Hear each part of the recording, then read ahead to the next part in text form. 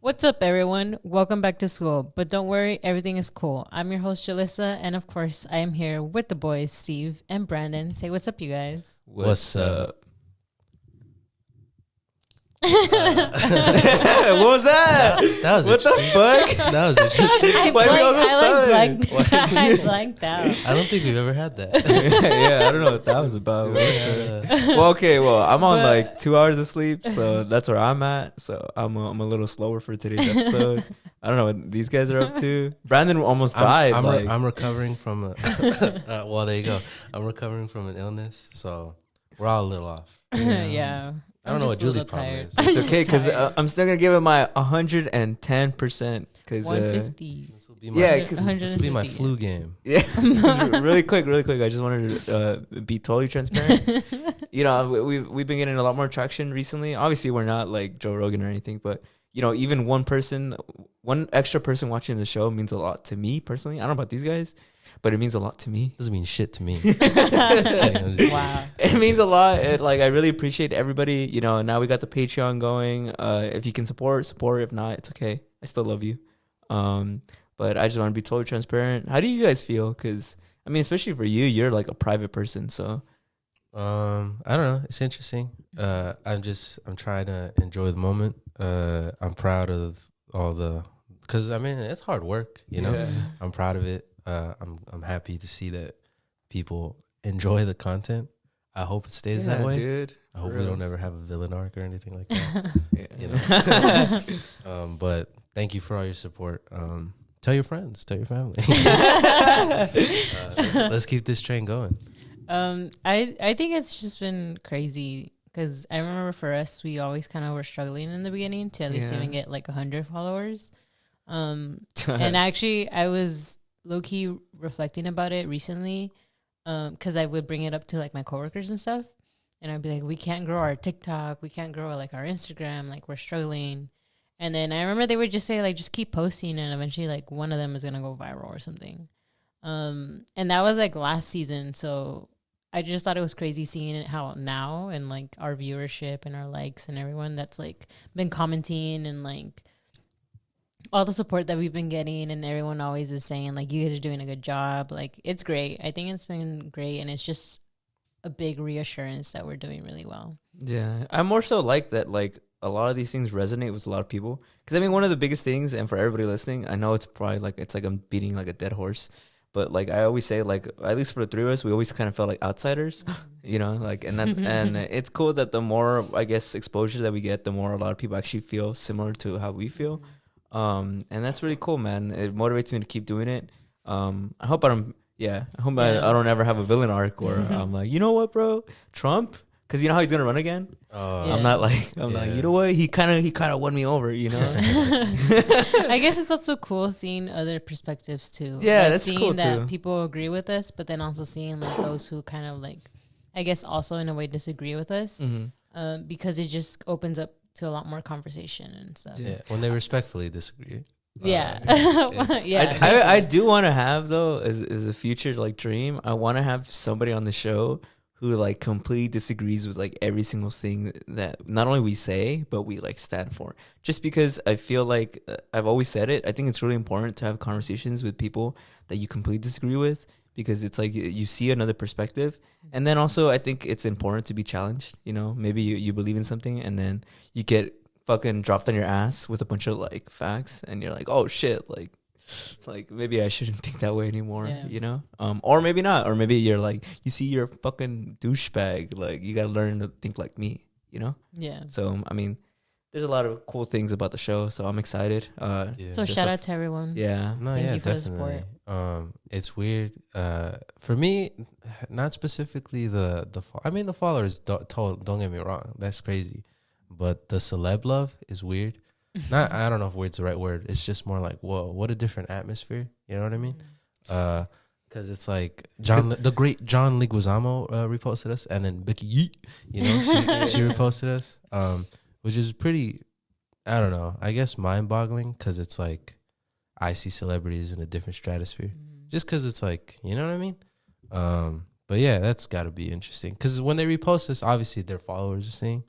I wish they followed, but it's just crazy.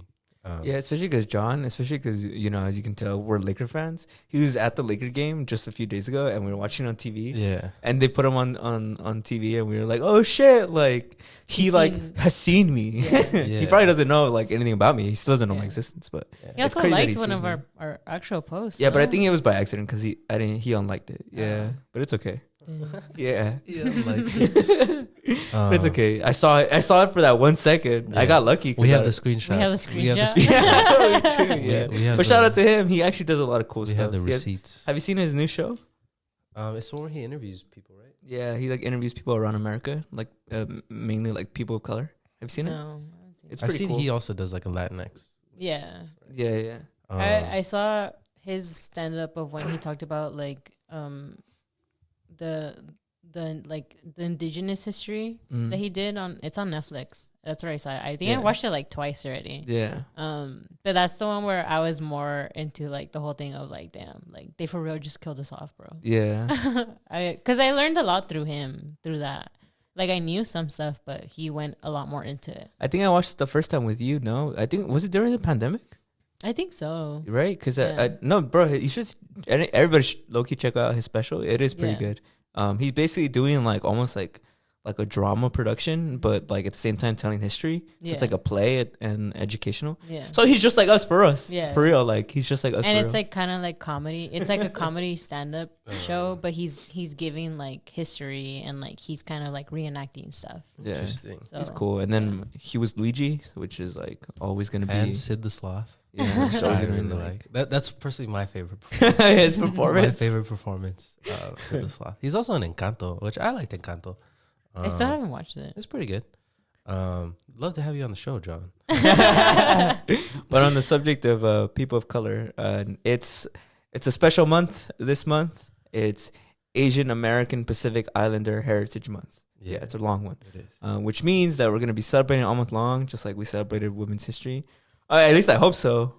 Trying to get some Asian guests on, but you know, we're still trying to keep that realm of like sharing in that kind of perspective. Because one of us, if you guys didn't know, one of the members of Todo Chido of Everything's Cool is actually Asian. Julie. No, I was gonna be like, can y'all guess who? Me. But yeah, so a little while back, just a little background. So it was during the Oscars, I think. And Michelle, how do you say? Michelle Yeoh. Yeoh. So there was a post that came out. I saw this on Twitter, and it was of Michelle Yeoh, and it said that Michelle Yeoh is the second woman of color to ever win Best Actress at the Oscars, following Halle Berry in 2002. And then someone, I guess, quote tweeted that and said, Asian people are people of color now. And then someone was like, anyone that's not white is a person of color. And then the other person said, I don't like that. So I remember I had asked Brandon about it because I was just a little curious because I've always kind of heard that where people kind of always say like, oh, like Asian people aren't like people of color. So I know you said you did a little more like stuff research on well, I mean, I don't know specifically. I'm not these I don't know, what would you call them, racial rants. It's more his thing. Excuse you. But I just assumed, I'm not I'm not an expert, but I just assumed that people might have that like opinion of it because of the model minority myth. Are you guys familiar with it? No, at all? I've never heard anything about that. Well, I only had like seen it when you said it, but I haven't prior to research on it. But prior to that, you never really heard of it? No, I've never heard that. That's pretty surprising to me, actually, because I've always kind of heard about that. But maybe because I have Asian roots, that it's, So the model minority myth is obviously like a racial stereotype, and that's a no-no. But it's specifically towards East Asians, which is, Chinese, Japanese, Korean, all that branch, And you guys have heard the stereotypes of Asian people. And with a lot of those stereotypes, a lot of people will be like, oh, those stereotypes are good stereotypes. They'll be like, oh, Asians are good at math, or Asians are doctors, they're all doctors, or Asian, stuff like that, where it's like, there's still racial stereotypes, but they're obviously, they have their harmful backgrounds and stuff like that. So to kind of to broaden what it is, it's a racial stereotype that paints Asian Americans as a more successful minority group because of their cultures and their work ethics. And the problem with that is not only because it does like erase kind of like the diversity of the Asian community, it also erases the barriers that they faced. But it's not even just the reason like people like you guys should care about it is because it's not specifically just like targeting Asians. It's also targeting other minorities, because it's kind of in a way saying like, why can't you guys be like Asian people? Why can't you guys get over the racial discrimination? Because what it is it's essentially just propaganda. It's trying to say that like racial discrimination doesn't exist because look, Asians do well, so therefore it's a free market. Everybody should be able to do well. So why are you guys complaining? That's one of the big reasons that it's like it's so harmful. I'll continue on, but I kind of wanted to get your opinion on that a little bit. Of course. Well, yeah, I guess I never. Growing up, you always hear that. You always hear like, oh, you know, Asians are smart, especially because I grew up like around a good amount of Asian people. And I guess it's kind of weird, right, to compare. I mean, I can't imagine for you because you come from both sides of the family. But yeah, for like the Mexican American struggle, it was a lot of like, you know, bad stereotypes, at least in the way that it was like directly negative. While for you, it was always like there was kind of this like excuse that like, yeah, they have these racial stereotypes, but it's okay because like we're only kind of hyping them up, right? But I would hear from like some of my friends of like, well, those stereotypes are bad because it does kind of put you guys like on this like pedestal, and in a way, a lot of people still kind of equate that to like the fetishization. I don't know if you're gonna go into that later, but that's why I've heard some people say like, oh, you know, and that's why I'm attracted to more Asian people because like they have like a better like economic background because they're usually the smarter people, which it's still like really problematic and like has a lot of problems. So that's as much as I know so far from what I heard, comparing it to like my own experience. Julie? I mean, from the only thing that I always heard was like, yeah, they're smart, right? And I think I always did hear that people didn't consider them people of color, but I never understood why. Like, I never understood specifically like why, and like how you said there's the model minority myth kind of thing. And I didn't get it until like now that you're explaining it a little more. So I personally always heard about it, but I just never understood why. Like, I never understood why it was that they were always treated differently or like seen differently from everything else. No, definitely. And you can see like because of those, people paint those stereotypes as positive.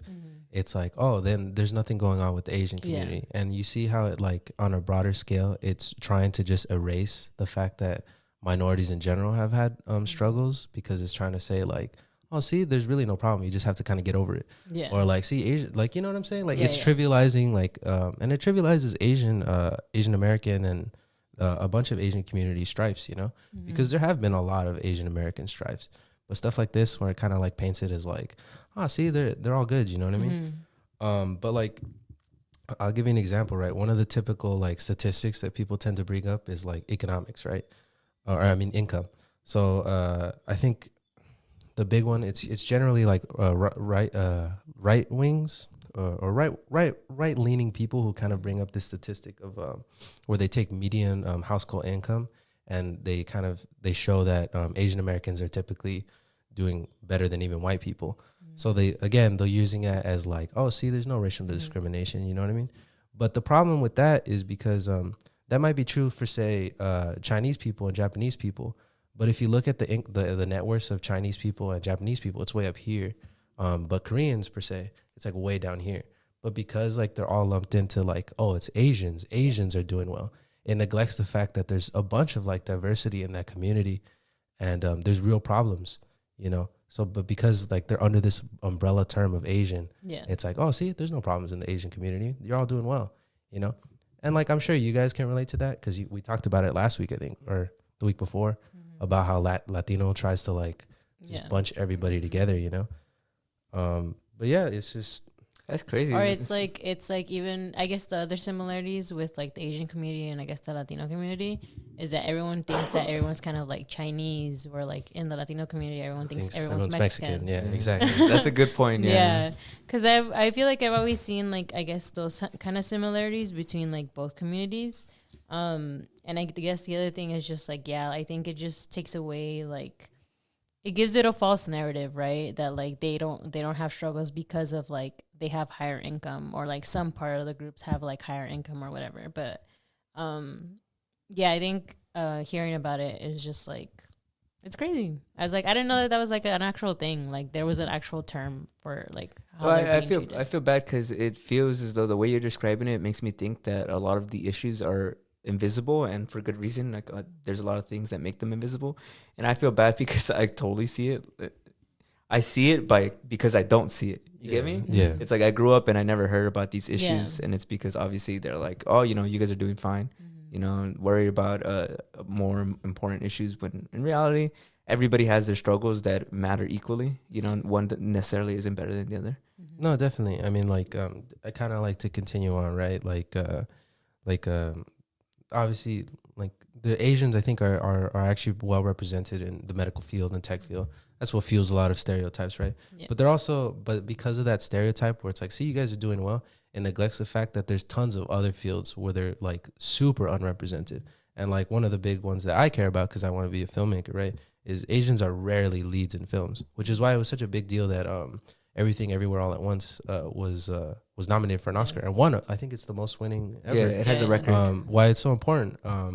Because that's super rare in film to have like an Asian lead. I mean, you look at Ghost in the Shell, where Scarlett Johansson was infamously cast as the lead of a live action Japanese anime, a white woman over a Japanese woman. You know, that's why because like when you have the picture of like, oh, Asians are doing well, you might not think that's a problem. Or like when you see something like Crazy Rich Asians or Shang-Chi, it feels, I don't know, this is just my opinion, it tends to feel less special because there's that notion of like, oh, well, Asians are fine, so who gives a shit, you know what I mean?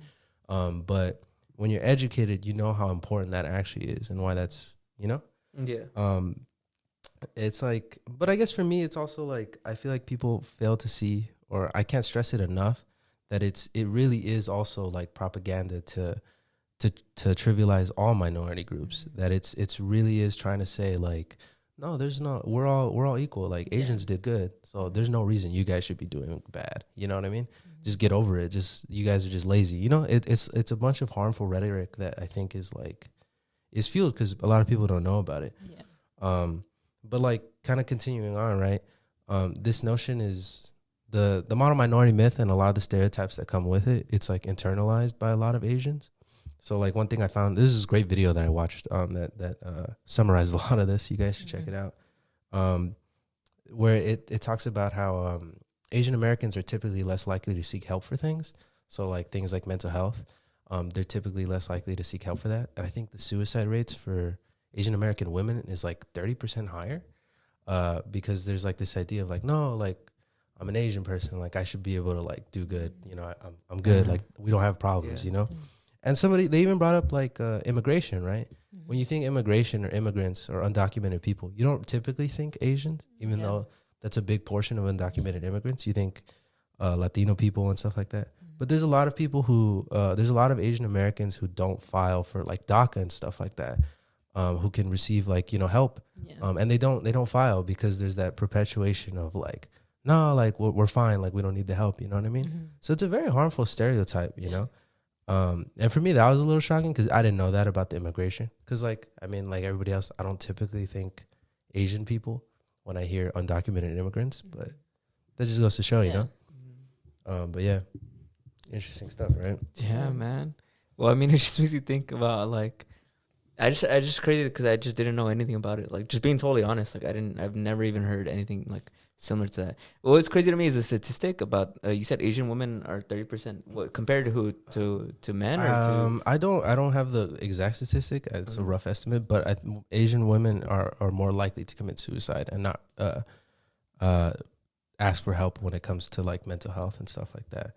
And a lot of them credit it to like this notion of like, oh well, we should be able to be fine. You know, we don't need help. You know, look at all Asians, we always do good. You know what I mean? Well, you know what's weird is I know a stereotype that the people give a lot of Asians is that Asians are like submissive. Because I remember Dave Chappelle, he talked about how that's why Pacquiao was such like a popular figure, because he was an Asian man who was very masculine, and he felt like he was giving a lot of like Asian Americans like kind of that, like I guess like what do you say, like pause, or what would you say, like a lot of that like it just honor painted them as more assertive, right? Yeah. But there's definitely this notion that like a lot of Asian people are submissive or like docile. 100%. Like the video that I was watching goes on to show that like that's also an aspect of it that paints Asians as docile, as like that they don't really, racism and shit like that doesn't bother them because they actually go to work, harmful shit. But it glosses over that there's a lot of history of Asian civil disobedience and Asian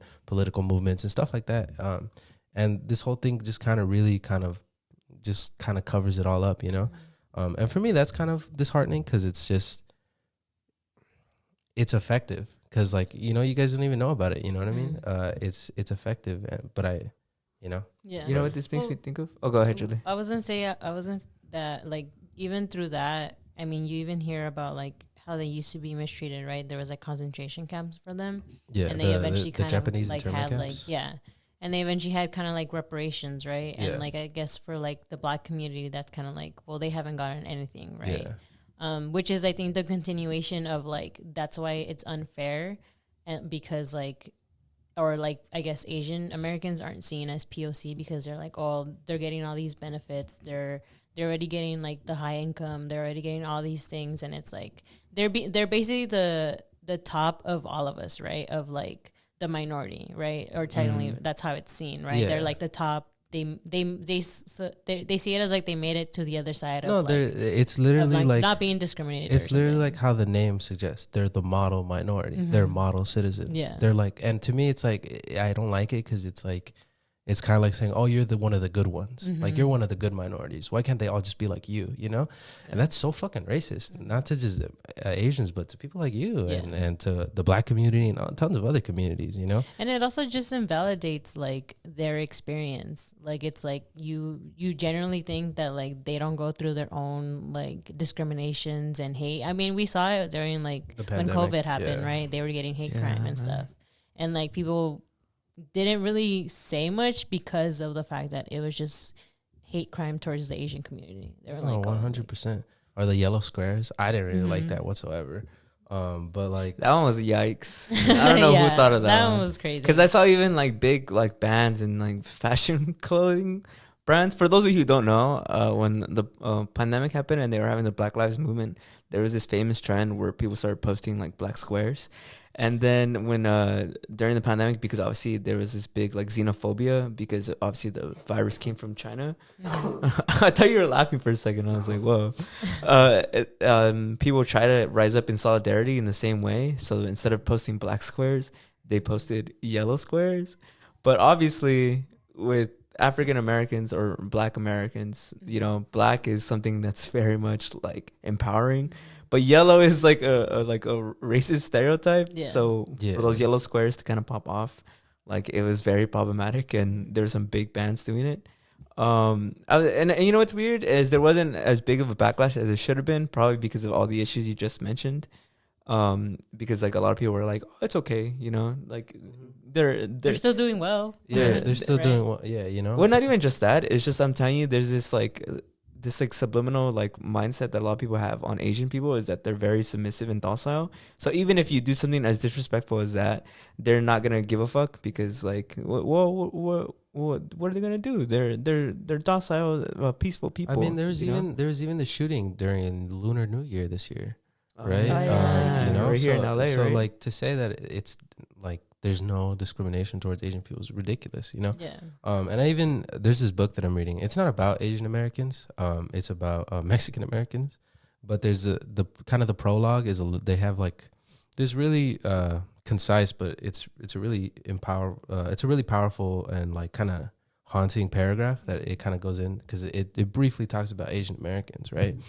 And it just mentions some kind of heinous historical events that happened to Asian Americans. And I was reading, I didn't know anything about it, so I was just like, whoa, And it goes on to talk about like things like the 1882 California Chinese Exclusion Act, which is basically just like a ban on Chinese people, because it was kind of like the same rhetoric with Mexicans now, where it's like, oh, they're stealing all our jobs, you know? And I think 94% of all of California voters voted for that. You know what I mean? Which is like, it's shocking because it's like, you see how, like, obviously Asian people have gone through their stripes, you know? There's the Rock Springs Massacre of 1885, which is basically a coal company where a bunch of, Wyoming settlers, they murdered 28 Chinese workers, and they got away with it. There was no charges. And it was that same rhetoric of Chinese people are taking our jobs, and there's a Chinese invasion and stuff like that. But specifically what the book kind of harkened on, which is because it's kind of about LA, was the Los Angeles Chinese Massacre of 1871, where a mob of 500 white people and Hispanic Americans went on a rampage over an alleged shooting of Robert Thompson. 17 Chinese men and boys were lynched in the streets of what is now Old Chinatown. At the time, this was 10% of the Chinese population in LA, which prior to the event was only 172 people. You know, that kind of like violence to like go out and kill people, to like lynch people, that doesn't like go away. That's not like, oh, well, glad that's over, you know? That kind of sticks around, you know? So for me, it's important to hear about this stuff because I didn't know anything about this, but it trivializes a lot of the strifes, and this is an important strife to know about, you know? Yeah. But yeah. Oh my God, damn! I've never heard of that. You said it. So what? It was at the time. It was what, 10% of? According, because it didn't say it in the book, but I kind of did my own. Like I read a little bit. Yeah. There was only 172 Chinese people in then Los Angeles, and they killed 17 Chinese men and boys. So 10% of the population. Damn. Which? Well, how does it feel for you, bro? Because like, for you, I think it's extremely like, I want to hear your perspective on a lot of these things, because it's one thing to be like me, who's Mexican, and it's one thing to be you, who's a mix of both. But it's like another thing to just like sit back and then think about like being a minority, and you basically encompass like all different sides of that, you know. And I wonder for you, because I know like, and it's no fucking secret that like, a lot of Mexican Americans, well, a lot of just Mexicans can sometimes be very harsh to a lot of like Asians. I mean, I see it like, for those of you who don't know, like I work a blue collar job, you know? And so I'm constantly surrounded by a lot of, you know, the older generation, and like a lot of just, you know, people aren't educated, and it's okay. Like I'm sure some people they don't mean anything by it, but obviously when there's like Asian people, I can tell they feel a lot more like harsher towards them. And it's because I think people really do have that idea that they're like, I don't know. I don't want to go too far as to say weaker, because I don't want to speak for anyone, but it's something about them makes me feel like as though there's this lack of like, I don't know, like empathy for a lot of the like Asian Americans that come here. Like yesterday, specifically, and I'm going on a small tangent.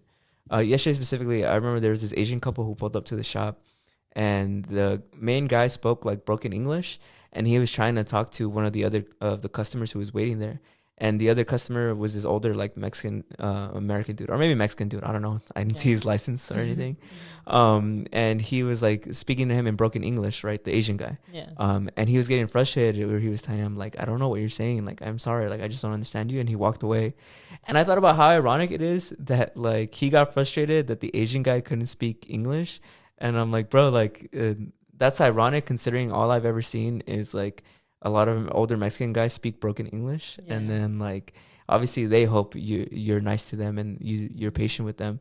But it's sad that like, even with somebody who you would think knows what it feels like to feel kind of discriminated against, they couldn't offer the same empathy. You know, like it's sad to see it in the moment. But like for you, I'm sure growing up and seeing both sides of your family, some that were very Asian and some that are very Mexican, you, I'm sure, dealt with a lot of like racism yourself. Am I wrong or am I right? No, you're right. I guess for me, it's kind of a difficult topic to navigate, just because it's like, I mean, okay, when I was younger, I feel that I looked a lot more Asian. I was kind of a chubbier kid, so my cheeks filled out more. I had a bowl cut, and when I smile, my eyes kind of disappear. So I looked a lot more Asian than a lot of people recognize me as that now. And I feel like there was a lot of racism going on with that. But I don't know. It's hard for me to navigate because I am. A lot of people say I'm white passing, and I have to acknowledge that I benefit from that. I benefit from the privilege of being white passing. And I can't like. If I face racism, I can only imagine people who just look Asian. You know what I mean? Who have monolids, who, you know what I mean? Who just straight up just aren't Asian.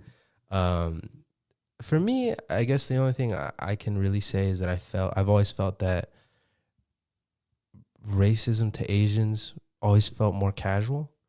Like it felt like just excusable. Like it felt more like that was the okay to be racist. Like that's the one you can be racist to, if that makes sense. Yeah. Like racism towards Asian was like, it's not that serious. You know what I mean? Yeah, because it's like, what, be racist? What, that they're smart, that they get good jobs? No, yeah, 100%. And part of the things of like with what I was reading about the model minority myth, right, is that it also trivializes the individual too, right? Because it's like some people feel like, oh, I'm smart because I work hard, I'm not smart because I'm Asian, you know what I mean?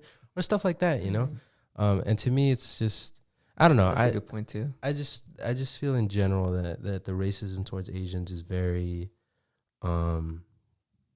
casual. Yeah. I feel like it's very unserious, right? It's very unserious, and I feel like there's never. It seems like sometimes there's not even a doubt in people's minds about it. Like for me, a lot of the nickname I got when I was younger was Chinito. Like people be like, "Oh, el Chinito." Oye Chinito, or shit like that. And to me, I always disliked that because I don't know. I get it in the sense of like, they would be like, "Oh, we're just calling you what you are, you're Chinese." Yeah. But I'd be like, you're not saying it like, "Oh, China," like, it's kind of like saying like, "Oh, Chinaman," or like, and even if they weren't, it's like, I can tell you're saying it with like an insulting like tone. You know what I mean? And even if I don't look Asian, I have family who is, Yeah. And to me, to hear them insulting like that was always uncomfortable to me. But because I was kind of the literal minority of the only one who was kind of mixed race, it just felt so casual. And I was just like, well, I mean, what can I do? Because that's just everybody's so comfortable being like that. But yeah. But I feel like in a weird way, it kind of like creates this cycle where then, like, I keep mentioning that there's this idea that they're docile.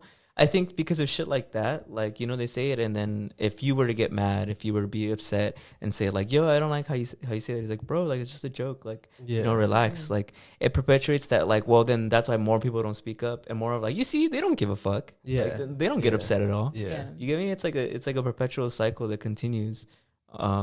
So what I say is just punch them, bro. Just fuck them up. No, definitely. No, I'm just kidding. I'm not trying to promote violence. Yeah. No, I'm not trying to do that. But I just mean, like, I can just feel how you feel, bro. Like, well, I mean, I can't. I don't know how you feel. I'll say that.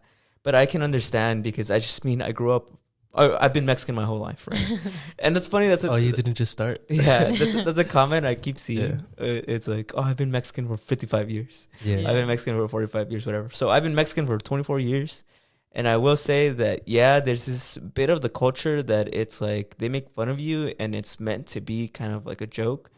But it really enough, because it's so embedded in the culture as like just make fun of jokes. Like, don't take it so serious. Some people grow up and they don't really see it that way, and when they tell you, they call you names, they're not fucking around. They're insulting you and to your face, and the only reason they feel comfortable doing it is because everybody else does it and nobody else ever says anything.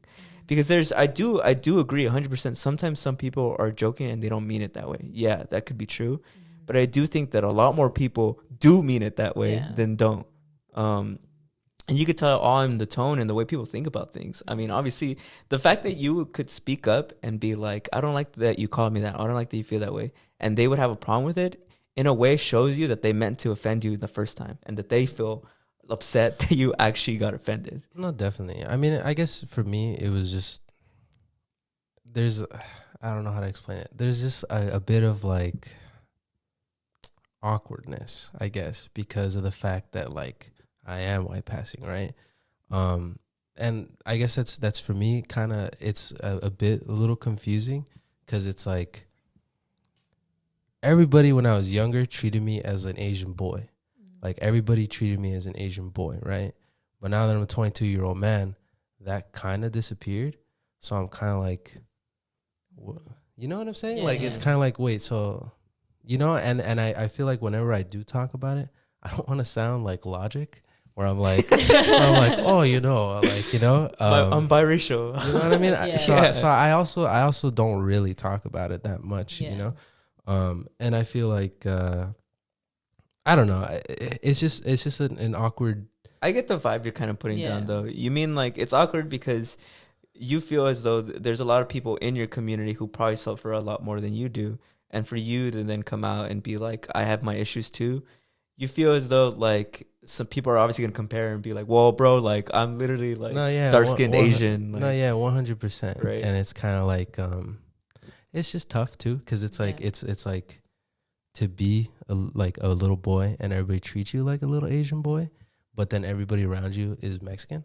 I was kind of like, I don't know what to do here, because I didn't have Asian friends. I only had Chad. But like I said, the problem with kind of Asian, right, is there erases like the diversity. Yeah. I'm Chinese. Chad's Filipino. There's similarities 100%. Like I talked to him about how much I love lumpia because it reminds me of egg rolls. Yeah. You know, and you know there's similarities there, but there's tons of differences too. You know, like Filipinos are dark skinned. You know, and there's not. You know, it's just there's just an awkwardness to it that like makes it hard to talk about. Yeah, I feel that. I feel it.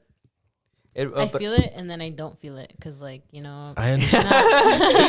I understand that I don't understand. Yeah, exactly. Yeah, but this all kind of reminded me of earlier. Is like, what do you guys think about when people say that they don't date certain races? And the reason I say that is because when you were talking about how like the Everything Everywhere got nominated for an Oscar. I remember a long time ago. I'm not gonna call anybody out, but I remember I knew somebody in real life that I don't know anymore. But they said one of the actors that was on there.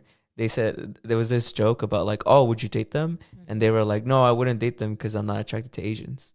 And that's honestly a really big like thing that people say. And a lot of people are there's actually like a debate about it, about whether or not that's like okay or not. What do you guys think about that? But you're also saying like there's a bigger amount of people who won't date Asian people? I will say that the biggest amount that people always say when they say like I won't date like a certain race is Asian, but I'm also thinking specifically Indian, because Indians are Asians. People always say Indians, they won't date Indians. So I guess another thing, like it's kind of hard lumping that together. But I will say that at least in second, well, I don't know, because people fetishize Asians. But I will say that at least when I was younger, people were definitely like, oh, like Asians, like there's just something about them I don't find attractive. At least I heard multiple people when I was younger would say that. But what do you guys think about that? Do you think that's genuinely like, you know, like, because the initial reaction is obviously like, what? Like, that's gotta be racist, right? And it's like taking like a deep breath and like really thinking about it. Is that okay? Can people have a preference like that? Like if they're still like, oh, but I don't discriminate. Like I still hire Asians in my job. Like I'm a boss, but like me specifically, I don't want to date that. Is that all right? Or is there something inherently still kind of like bad about that? Because it means you have this like predetermined perception about certain races, right? Yeah. I think there's definitely something problematic about that. Because it's like, I've never really heard it towards Asians. I've heard it more. I've seen Asians be fetishized, and I think that's a problem. But that's a topic for another video. I see it more. I've seen it personally more with dark-skinned women, where they'll be like, oh, people don't find dark-skinned women attractive. Tripping. But could never be me. But like, see, like with that, right? It's like it's kind of perpetuating this thing of like, oh, dark skin is undesirable. Yeah. Dark skin is ugly. Dark skin is nasty. You know what I mean? Like with Indians, right? They're Asian as well, but they're darker skins. You know what I mean? To me, it's like you don't like them because they're dark skinned. You think like, you know what I mean? So I think there's like a problematic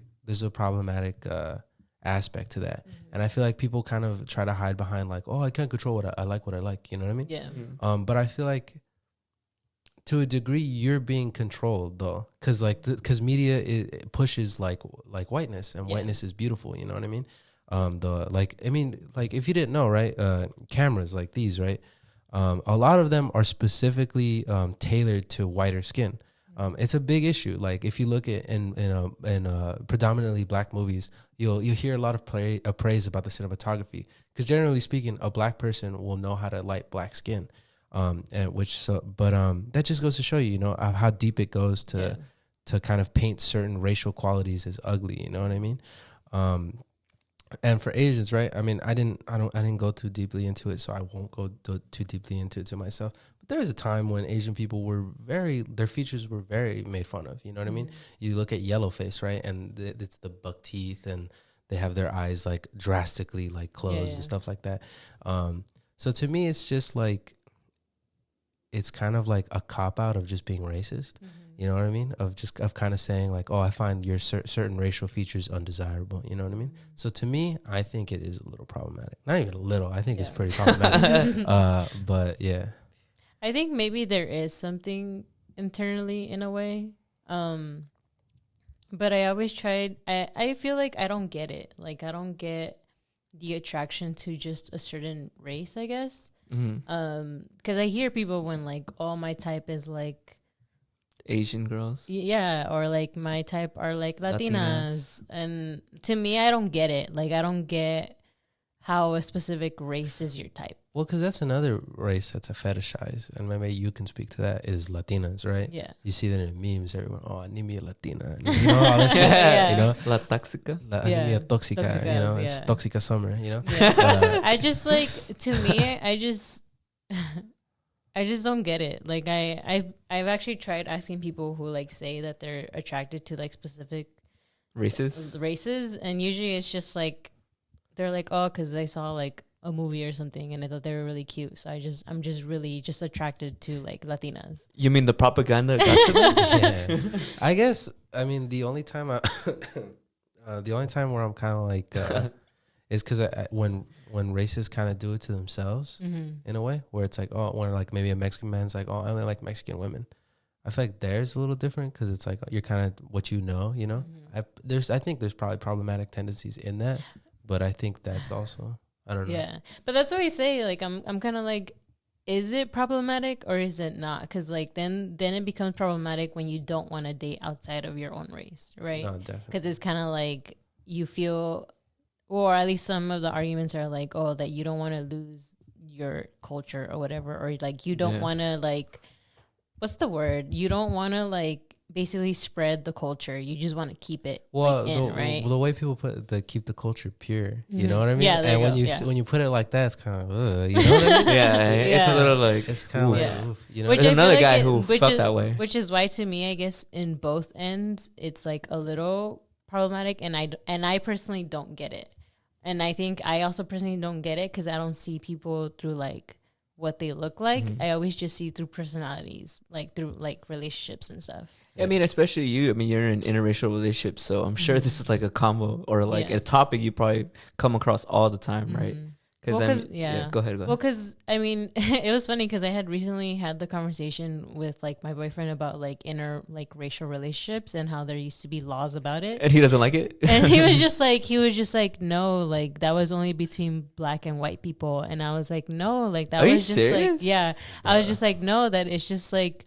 It was between like all races, and then I eventually did my research, and I was like, it was mostly catered between black and white, like relationships not happening, but it was also more towards Asians and white people and Native Americans and white people.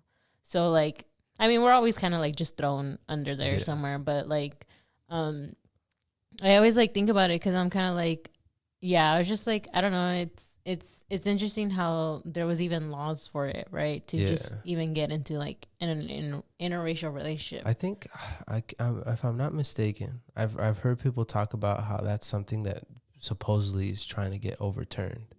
Like the same-sex marriage and the interracial. I think the case is called Loving which is love versus virginity. Yeah, and that was actually Virginia, like his name, right? No, his name was Love, and so I think their name is Loving or something. I think it was like Love it's Loving versus Virginia. Loving versus virginity.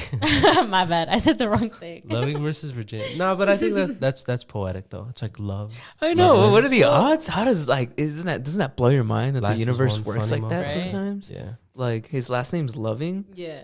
About love. Yeah. Well, because I had also done a little bit of the like research on like why like Asian Americans are also like I guess not seen as like people of color, right? And one of the I guess the bullet points was that it's always a black and white racial binary, and what that means is that the United States has historically had a black and white racial binary, which has resulted in the erasure of other racial and ethnic groups, including Asian Americans. So like it's always been like, you know, the history has always been like it's black versus white. And no one else. Yeah. And that's it. And I think that's why like the rest of us are kind of just like, no, you guys don't face this, or like, no, you guys are put in the back because it's like. But I don't know if this is true. Like, so take this with a grain of salt because I don't want to be like Alex Jones up here. But I've always felt that was to a degree purposeful. Like, because I feel like this is wrong, but I've always felt like sometimes I'll see like a racial issue, like maybe it's a black man or something like that. And then maybe the comments or a stitch or something will be like a Mexican man or an indigenous descent person. And they'll be like, oh, nobody gives a fuck about our problems. Like, fuck this guy. Like, you think you've had it bad. We've had it worse. You know what I mean? Yeah. And I feel like it creates this, like, competition of, like, who's been hurt the worst. Yeah. You know what I mean? And because, like, oh, if we've been hurt the worst, then we deserve the spotlight. You know what I mean? I think that's wrong because it's, like, everybody's had their problems. And I feel like we should be together in this. You know what I mean? But I've always felt that kind of black and white, like, rhetoric, like, ironic, is... in my opinion, kind of perpetuated to kind of get people to turn on each other. Because then if without cooperation, then it's like, you know what I'm saying? Well, it's also the thing. So like, more into like the whole like model minority myth. So even just the origins of it, like it says that it's traced back to like the mid 20th century, which is when like Asian Americans were used as a fail to African Americans in the civil rights era. So, like, there's just always been, like, clashes within, like, with each, I guess, community. And, like, just kind of always pinning ourselves against each other. Yeah. And it says that at the time, Asian Americans were seen as successful and hardworking, in contrast to African Americans who were portrayed as lazy and dependent on government assistance. So it's just like the narrative has always been there to kind of always kind of, like, pin us against each other. And that's why I personally always hated, like, comparing. Like, especially when, like, there was always the hate with, like, the black community. And then you would see, like, the hate with, like, street vendors, right? And then people would become very, very racist. Yeah. And I'm like, bro, like, that doesn't give you an excuse to start, like, attacking the other group. Like, just because it was, like black people attacking a vendor doesn't give you an excuse to, like, start insulting the community and being like, see, this is why, like, we don't want to stand up for you guys because, like, you guys are attacking our own people. And it's just, like... That's pretty whack. Like, why do you still continue the fighting against each other when we should be together because we all equally are mistreated by like one person, right? One big person that always attacks us. Yeah. Like, and we all have similar struggles. Like, again, like with the Asian Americans, like they have the same thing of like with their culture diversity, right? How we said, like, there's a lot of Asian and there's a lot of people in the Latino community. And then also immigration, like they all come here. There's language barriers. Like there's a whole bunch of similarities that we have with them. And like, to me, I'm always like, I hate that like we always have to compare our struggle and like who had it worse, right? Because we all equally have it worse because like we're all our own community. We have like our own struggles, but it doesn't invalidate everyone else's, you know?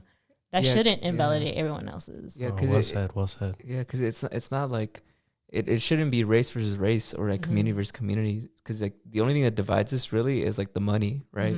Like it's usually the rich versus the poor. Yeah. And when you look at it that way, a lot of us have a lot more in common than you think. You know, we should be uniting instead of dividing. And it sucks that like I remember that the street vendors thing. Oh my God. It sucks because it's one of those things where like yeah, it's like obviously like I can see it for like just point blank and think like what a lot of people think of, like, oh, you see, like, why would we ever unite with the black community? They clearly don't like us. They're beating on like our street vendors. But it's really not like that, you know. Like, people are a circumstance of their struggle, you know. Like I said, like, everything's financial, everything goes back to money. And like people, these are just people who are struggling to get by, and sometimes people will take dire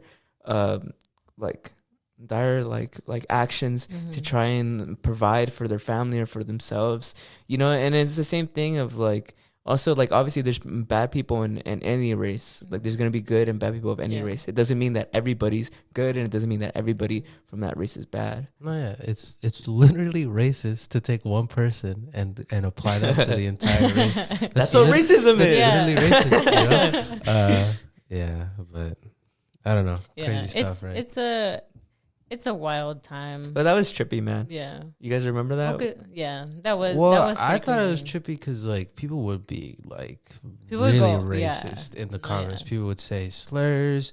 People would say, "Why would we ever stand?" I mean, but I see that on tons of like TikToks where they'll be like, "Why is it? They'll be like, I'm so frustrated of standing with this X community only for them to stab us in the back with shit like this." And it'll be one like instance of this one person, and then they'll apply it to that whole race. You know what I mean? And it's it doesn't make sense. I think it was definitely like it got amplified by the pandemic. I think the pandemic, everybody lived online, and when you live online, obviously there's that thing about Mike Tyson about how the internet made everybody too comfortable with being disrespectful and not getting punched in the face for it. I think it just like it still has its lasting effects to now, to where now people are extremely comfortable on the internet, or they'll be saying the most out of pocket shit about everything. And you know what else? I saw something that was really nice on TikTok where somebody said that people really think that you, like, when you comment something, especially if you have like a burner account, you guys know what a burner account is, right? Yeah.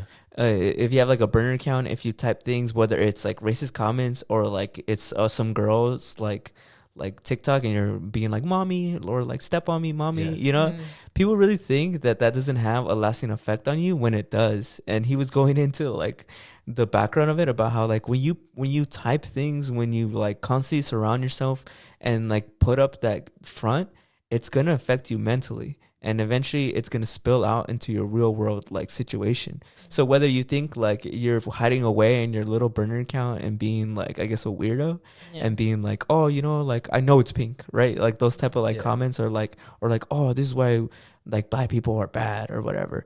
Like, you think that like you're going to get away with that. You're not. You're never going to get away with that. All those things are going to catch up to you eventually, because the digital footprint is real, bro. The digital footprint is real. It's going to catch up to you eventually. And like, everybody who comments all that stuff, they're just like running away in the moment. You get what I mean? Well, I mean, I think you said it a little bit earlier. I think that like that's true. I never really thought about that, right? Because like if people are commenting on burner accounts, the point of it, it's like it's what you really think, and when you really think, if you're constantly putting it out there, because I feel like what you become what you think and stuff like that. You know? Yeah, what I mean? exactly. And not even in like a spiritual way. I feel like you genuinely become. Like, if you're constantly like being racist online, you're gonna become racist, you know what I mean? Because you're constantly like putting that in your head, you know. So I feel like there's no way around it. You're like, so whatever. But even if it's not that serious, even if you're just using the burner account to spread hate, like you're just gonna hate on people's comments. That's all I do. I just use like you said, like it's gonna affect you. You're gonna become a hateful person because you're giving yourself an outlet to become that hateful person. You know, it's not, the internet isn't like. It isn't just a magical thing where like things just disappear. Like, you're physically doing something. Your brain doesn't recognize that from like any other action that you would do in real life. You calling somebody or hating on somebody in your little like secret account is the same as you hating on somebody when you're speaking to them. You know, it's just that you don't see it because you think you're safe. But I'm telling you, bro, that shit's gonna catch up to you. Yeah, and that's why it's a little scary, because I know a lot of people have burner accounts, you know. Some people just use it for like memes and shit. That's right. But some people use it for like spreading some people? Fucking hate. Yeah, spreading some fucking hate. Spreading hate, saying slurs, being sexist, you know, all that shit. It's like, no, but that's a good way to put it. You know what I mean? You're giving yourself an outlet to do it, so you're like letting yourself be that, you know. Never really thought of it like that. Well, because I'm thinking about To Catch a Predator. I don't know if you guys have ever seen it. But But I remember Chris Hansen. He said once on the show that like, because obviously they caught the guy, and the guy was like, "Oh, I've never done anything like this. Like, it was just talking and stuff. Like, I just thought like for some reason I was dumb enough to come and do it this one time." And Chris Hansen just kind of broke it down for the audience, where he's like, the thing that's weird about like a lot of these guys who are being weirdos is that they really think that like going on the internet and like being anonymous and trying to maybe just get pictures or talk to young girls, they think that it's just gonna stop at that. They just need that little like, you know, that little like bump, you know, that little like just thing to say. That'll hold me over. Yeah, and that'll hold me over. But he was saying that it builds up. Like it's not like some small exposure therapy. You're gonna crave it more and more, until eventually it becomes physical. And these guys are like, I'm trying to meet up with these underage girls. Yeah. So that's where I first heard it, and then when I saw the TikTok, that's when I was like, like seriously, if you're out there, and I'm not saying like, I'm not accusing anybody of anything, but if you're out there and you feel like you're doing a lot of suspicious things that you probably shouldn't be, trust me, what is done in the dark will find a place to shine. That's what J. Cole said. Jermaine Cole said that. Jermaine. Yeah. But since we were talking about the everything everywhere all at once, there is some news, and we love talking about news on this channel. For those of you who don't know, right now the writer's strike is going on. So I think which shows are off? Like it's Jimmy Kimmel. I know all the big late night. So Jimmy Kimmel, Jimmy Fallon, The Tonight Show, Seth Meyers, all those guys. It's mostly just like the night shows, no? I mean, I don't know if it's mostly them. I just saw that the big ones were like, we're gonna shut down for that. I had been seeing that they said that the last writer strike was like in 2007, no? Or something like that. That's why movies kind of sucked. Yeah. I think the Wolverine, the origin story, I think that's when it came out, and that's why it sucked. Because like they had fucking like janitors writing that shit. No disrespect to my janitors out there, but you know, I think you gotta stick to your job. So basically, what is it, or like what's happening? Why is there like a writer strike? So basically, the writer strike is that they were trying to turn like being a writer into kind of like a gig job, the same way that like DoorDash or like Uber is, where like if they need a writer, they'll hire you just for like a day, and then they'll pay you a little fucking crumb of money for this work that you basically dedicated your whole life to. And so they were trying to have it be almost like a machine, and as opposed to what it's been, or like what's beneficial, as in like you take on a writer and you hire them for maybe a season or a movie instead of hiring them for the day, right? You don't go on an app and hire them. And so they're trying to protest because they feel as though the industry is really trying to move on from having writers be kind of like an essential part of a movie to instead just being like a tool. And another reason, and I mentioned this before the show, another thing that pissed them off is that they brought up AI, that they sent a statement. I don't know if you guys heard about it.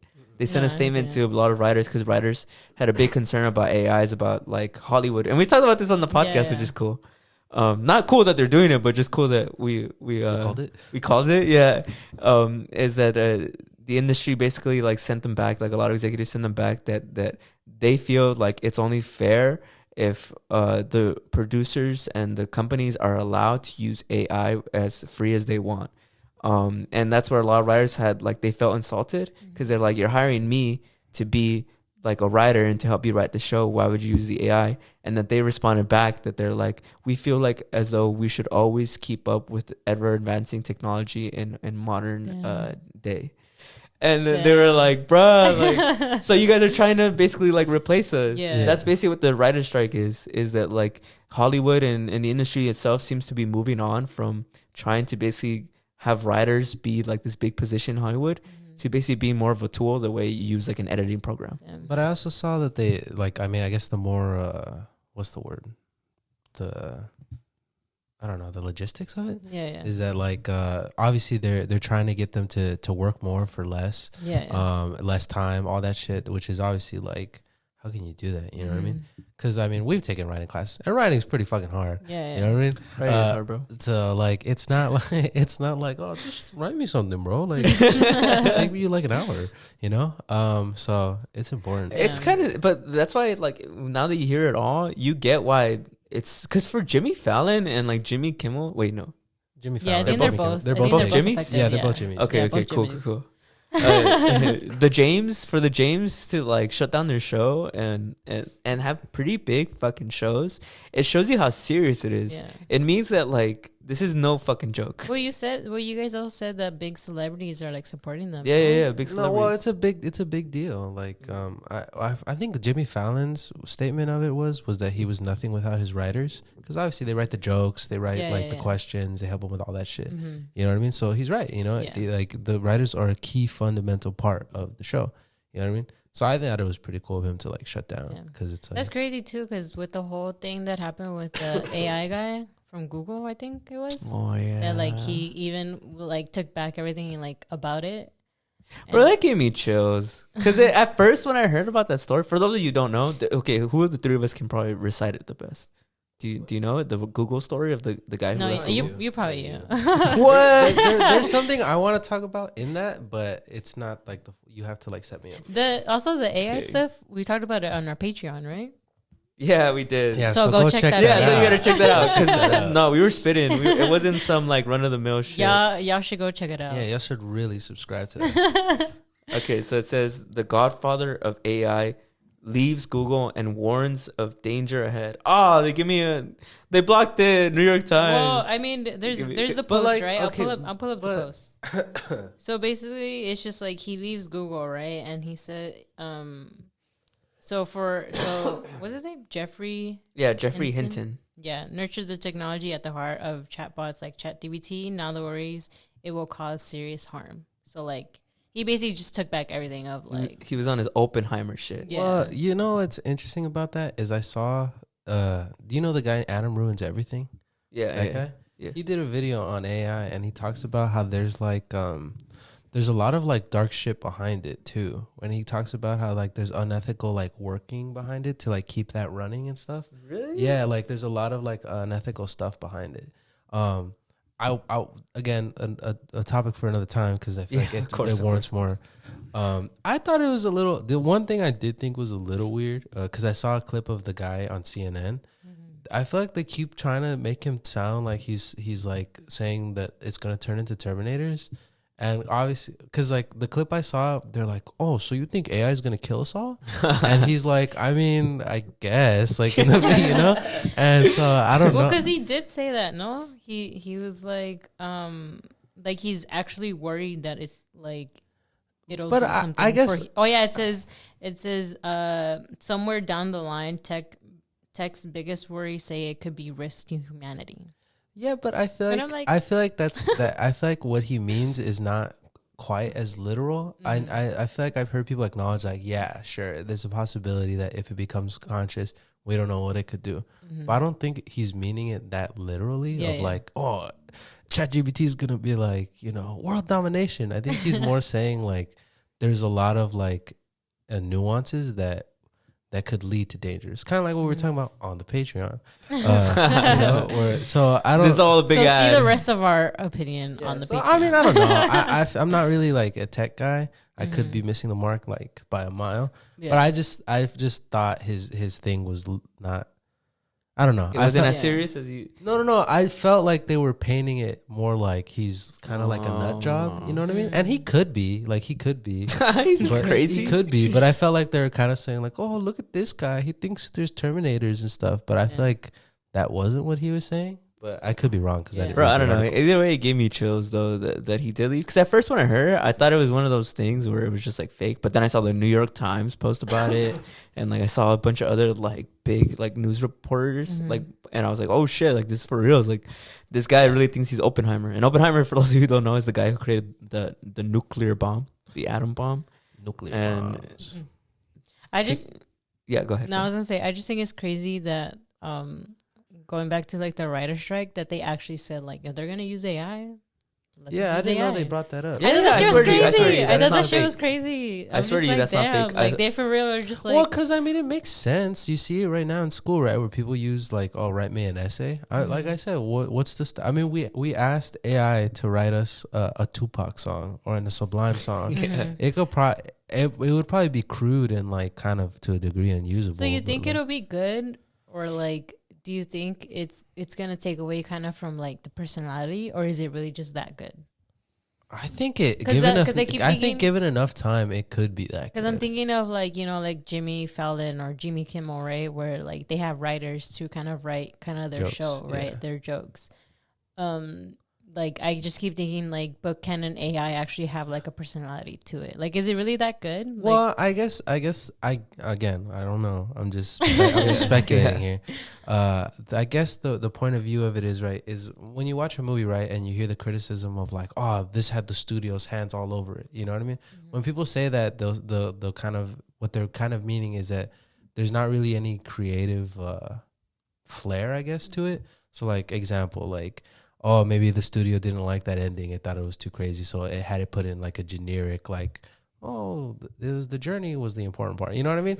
Or there's, it's like kind of boring. It's tasteless. You know what I mean? Yeah. So I think the point of it is that like, I think they might be scared that the studios are doing what students are doing to professors is like, oh, write me. Because I remember we had it write us a joke and it was kind of funny.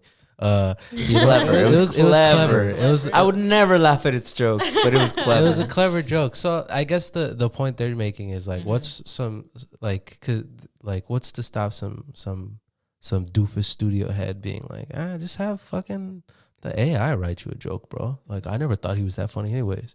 You know what I mean? You know what's crazy is you said something so good that was on the Patreon.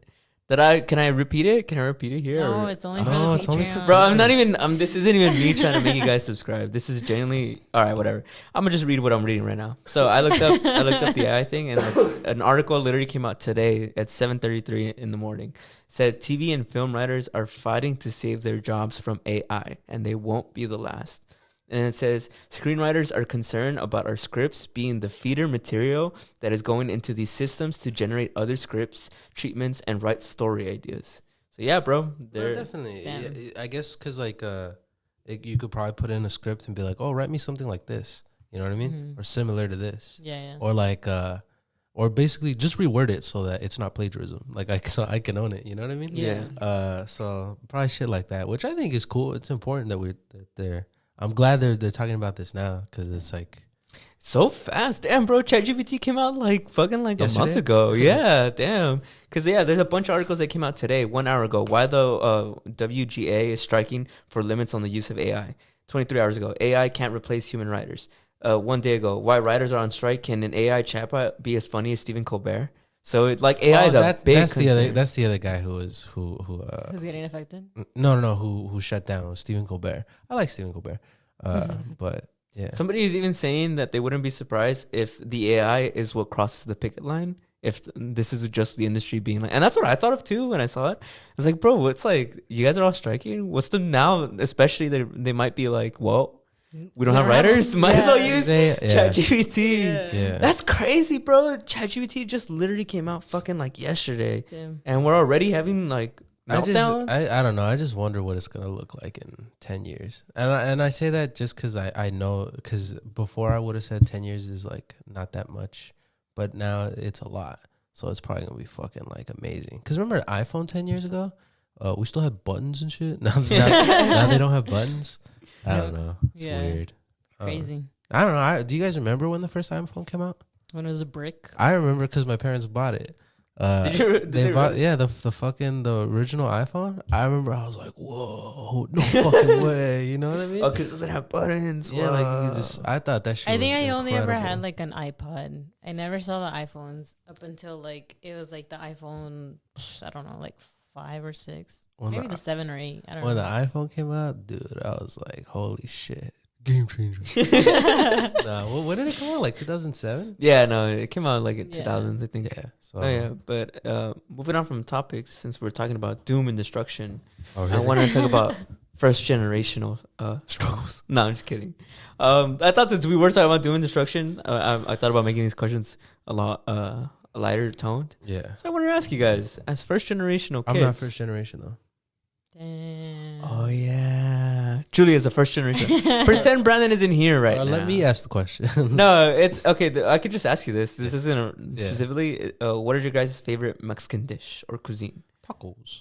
Have you guys ever tried making it yourself? Tacos? Is it really? Right? You're racist, bro. I thought we I thought we moved past. He's Mexican, right? I don't. Yeah, I mean, I don't know. Carne asada. I like carne asada. Does that count? Mole? Have you ever grilled? Yeah, I like when they have the onion. You know, The green onion. That shit. That's the best part. Bro, I haven't ate like in 2 days. Please. Please don't get me Oh, started. so then why were you guys getting mad at me? You guys are over here like, fuck, that sounds good. Go ahead, bro. How do I talk? Let me hear it. Let me hear. How do I talk, bro? My favorite dish that my mom makes is pipián.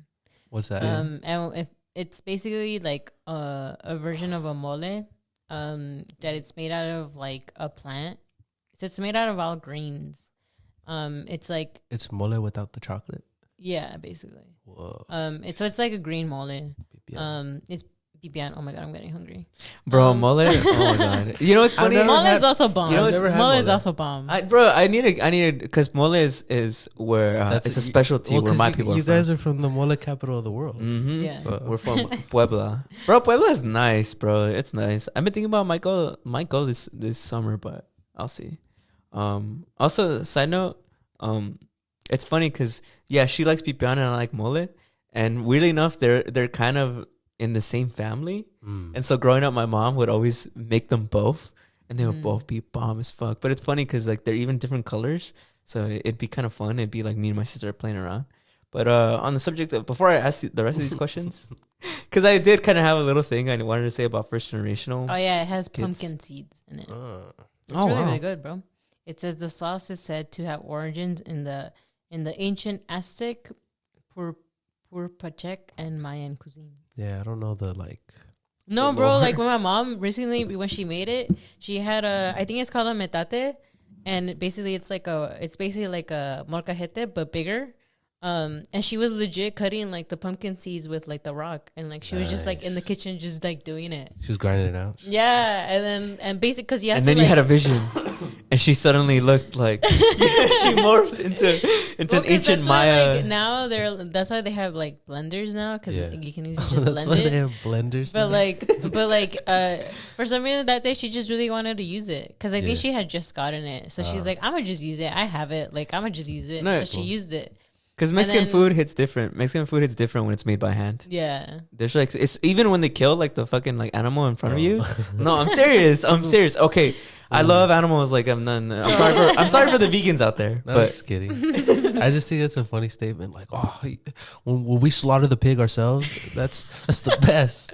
but it's true. It hits different. Am I wrong, Julie? yeah, it hits different. But I like, I just to be specific, I like the pipián verde, so I like the green one. Oh, there's variations. There's a red one and there's a green one, but I've only ever had the green one. Are there any other colors? I've only ever heard of those two. No, There's- No, There's there's a a red one, There's no? a red one. There's a red version. There's a green one, and then mole, which is like Yeah. brown. oh, so there's Yeah. 3 colors technically. Yeah. Yeah. And they're all lesser bomb, bro. known. No, yeah, but back to the food. Like, it's funny because I remember I think one time when we were younger, they had just killed the chicken in front of us to make like mole or it was either mole or pipián, but they had just killed the chicken in front of us. And I remember I was like a little ass kid and I was like, damn, like they put the plate in front of me to eat it. And I'm like, damn, like I just saw this chicken like a fucking like a few hours ago. Like I don't know if I could eat it. And then I ate it, bro, and it was fucking bomb.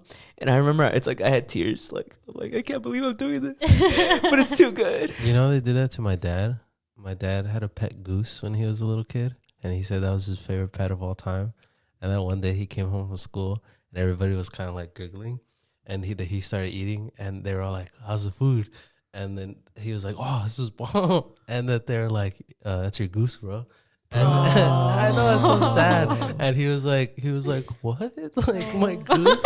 And I was like, "Damn, what a horrible like practical joke! Like they fed you your pet." I know, right? It's like, guess what we're having tonight? We're having Rocky. You know, like oh Yeah. my god, I don't know. I thought it's funny how unfunny it kind of is. No, yeah, Yeah, but go ahead, But Julie, go I ahead. looked it up. It says, "What's the difference between mole and pipián?" And then it says, "Mole is a traditional Mexican sauce typically made with chiles, seeds, and sometimes nuts." And then pipián is a Spanish word for pumpkin seeds. So Have you ever had like chocolate from like Oh, from like Mexico? yeah? Is it different? Yeah. Well, I mean, like not What the is it, ones. the cocoa beans. Like yeah, Or like what's it called? I don't know because I've never been to Mexico. But like, have you guys ever had like straight from the fruit? I've had or like this, you know, I've heard it's basically kind of like dark chocolate. Like, well, because I know how they make it. it's like a big pot, and then it's like the seeds, right? And then you grind it up and shit. Well, because like that's your specialty, no? I just know. I remember this. I have this clear memory once when I was a kid that my mom told me something like that. We were like in Aclisco, in Puebla, and I remember she like gave me like this big chunk. Like it was like a block of like just like it looked like chocolate, but like kind of like as if it was like in baby powder. Like, you get me? Like, it looked like that. It was not too much, but it was like that. And she's like, she told me something about how, like, oh, this is like chocolate before, like, in its essence, like, you know, before it's made into. In its purest form. Yeah. And I was like, oh, bro, I was so hyped. I remember I was so fucking hyped. I thought that shit was about to taste like Nesquik. And I remember that shit was not good. It was as a kid. It was like. Because they haven't put the sugar in. Yeah, exactly. I was expecting it to be like some kind of like Hershey's bar, but it ended up tasting bitter from the tree. Yeah. And my mom was like, it's good. And I'm like, yeah. Yeah, that's why what they say that, or at least I've heard that the more chocolate you put, the bitter it tastes, because the chocolate isn't like, it doesn't have sugar. Like it's just the pure chocolate doesn't have sugar. It's straight in from the like, fruit, you know. Yeah. But the way my mom makes it is she makes it sweet and spicy, which is why it like hits. Oh my it's god, really, really I do. It's my favorite food growing up, bro. I ate it. Me and my cousin used to have competitions to see who could eat more. And this is to show you how much we would eat mole. We ate so much that my cousin threw up, and to this day, we were like 13. He still hasn't ate mole. He's always like, whenever my mom makes them, he's like, no, I'm okay. He brings it up. Remember when we were 13, we had the competition to eat mole? It's like my stomach still hasn't settled. Yeah, but my mom sometimes buys it like a little prepared, so it's like because they make it in different versions. There's the powder version of it, and then there's the paste version of it. I don't know what the difference really is, like why one's powder, one's like paste. But usually she'll mix them. So usually one is spicy and one is sweet. So she'll mix them. And that's why like they come out the way that they come out. You're giving away her secret. I know. No, I'm just kidding. I'm not saying where she's getting it from. Oh, that matters. Yeah, it's true. I'm gatekeeping. No, just kidding. But really quick, because we are the subject of first generations, I just want to give a shout out to everybody out there who is first generation. First generation kids amaze me because I've never seen people grind as hard as they do. First generation have like a chip on their shoulder, like they got something to prove. You know, like if there's ever an embodiment of like people who fucking, what's that phrase that people always say in Espanol, like ponte las pilas, or like échale ganas. Mm-hmm. Like if there's ever like an embodiment of like what that means, it's like first gen kids, bro. Like they literally want to succeed more than they want to breed, you know? Breathe. Yeah, my bad. They want to succeed more than they want to breathe sometimes, you know. I had one of my homies who's a first generational kid. He literally gave me like a whole ass speech about how he's like, bro, like I don't care what it takes, like I'm gonna buy myself a house. I don't care if it takes me doing stupid TikTok dances so I can blow up and get money, but I'm gonna do whatever it takes so I make sure I have a house. Like I feel it in me, you know. Yeah.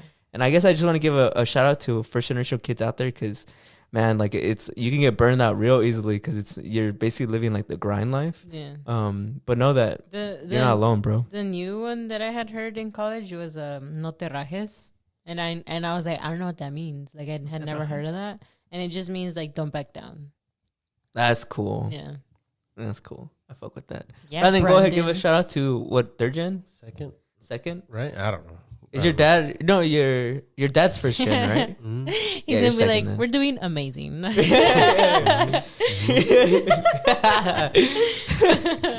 You're like, fuck them first gen kids. You know what? That's where I want my kids to be. You know. Mm-hmm. Anyways, next question. Next question. Okay, what are some of the most important lessons or values that you learned from your parents or grandparents about Mexican culture and tradition?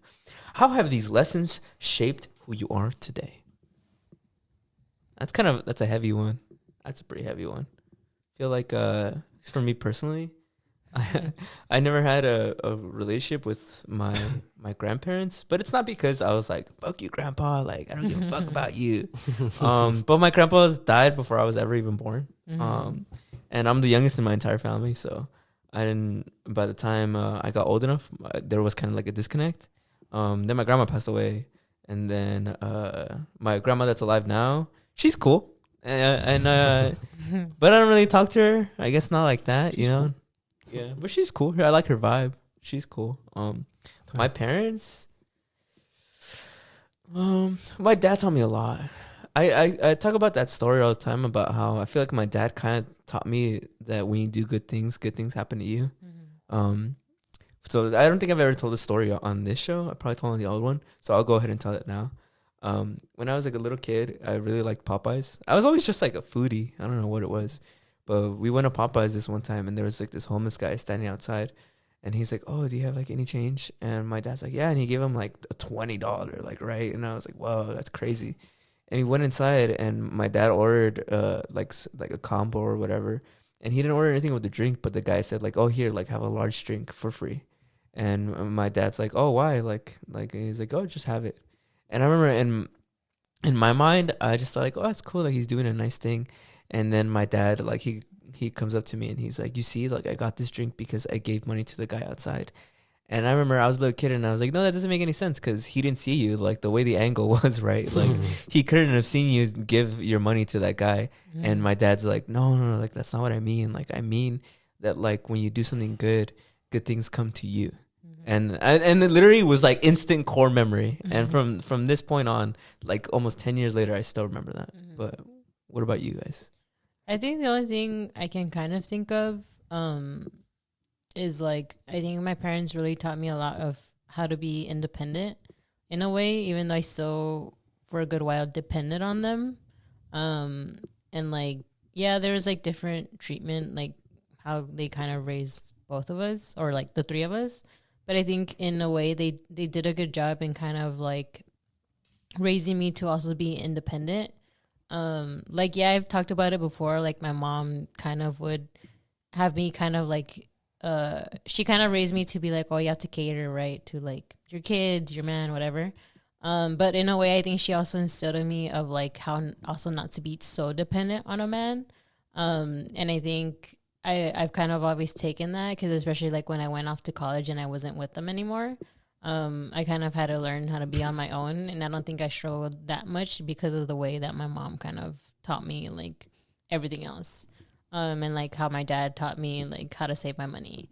And so like I feel that like that was one of the biggest things that I've learned so far and I'm still continuing to learn. I mean, I still live with them and like I don't think like there's anything bad with that because I think I'm still learning on my own. Like I still pay rent and stuff like that. So I'm still learning to like manage my own money and like manage my other like I guess responsibilities, like because now that I'm getting older, like I can't depend on them like with healthcare and all that stuff, like and other stuff, right? So I think that's like one of the biggest things, and especially like my mom has always taught me to kind of like appreciate my own self, like just who I am and kind of like not be so again dependent on somebody else loving and caring for me. And I think that's where it comes from, where I'm always just like I like my own time like with myself because I'm kind of like I enjoy my own company, like I enjoy myself and like and everything that I am and stuff like that. And I think that's what like they've kind of instilled in me is to just like, you know, enjoy yourself and all that. I think that's one of like, the biggest lessons that I've learned through them. And I hope that like I guess in the end I can make them proud if I ever like leave and like I don't need to be with them anymore. So yeah, because I remember my mom really quick. I'm sorry, Brandon. I'm gonna pass it to you real quick. But just because obviously we have the same parents, so for those of you who don't know, maybe you guys are confused. Me and her brother and sister. But I'm thinking, yeah, exactly what you're saying is I remember one time I think mom was giving like an emotional speech. I don't remember why, but she was saying something as she was like crying about how she feels as though she's dedicated her life to trying to make our wings strong so that one day we can fly, you know? And it's kind of funny because I just remember she was very emotional, but I don't know if it was like valid because funny enough, our mom's a crier. And when your mom is a crier, I feel like shit just gets a lot more serious all the time just because obviously there's a lot of emotion. But I that resonates a lot with me too, Julian. Like I feel like that's something that I do think they gave us. They did give us a lot of like strength to be independent, and that's something that I really love too about our mom and our pop. But Brandon, go ahead, blow us away, blow us away, blow us out of the water. What